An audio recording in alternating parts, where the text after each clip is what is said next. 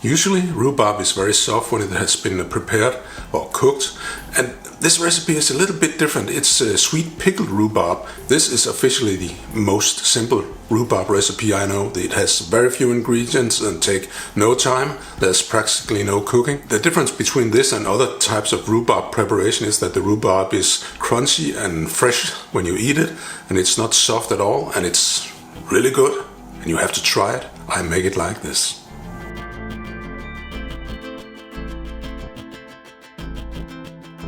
And as usual with rhubarb, we got to clean them up, remove both ends, cut them over in the middle so they're easy to handle, rinse. And in this recipe I cut them at an angle so they become as thin as possible while still being a little long. That looks pretty. It works well for most dishes. Put them into the container where you want to store it, and then make the syrup, water, sugar, vanilla extract or vanilla pod also works, lemon, juice, no pits. Bring that to a boil, and almost as soon as it boils, the sugar is dissolved, and that's enough. Pour it over the rhubarb,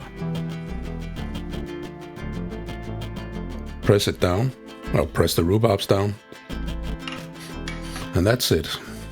It is done. And these are the sweet pickled rhubarbs. I put them over yesterday and they have cooled down, and now they taste really good. And normally the easiest way to eat them, I think, is on some Greek yogurt or some Turkish yogurt, 10%, the fat one. It's really good.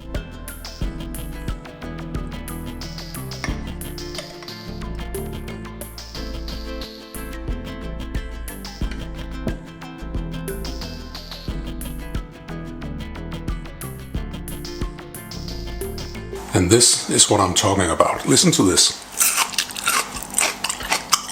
Did you hear that? Crunchy and sweet. Rhubarb is normally not like that, but in this recipe it is. And you can find the list of ingredients and the recipe on kvalifood.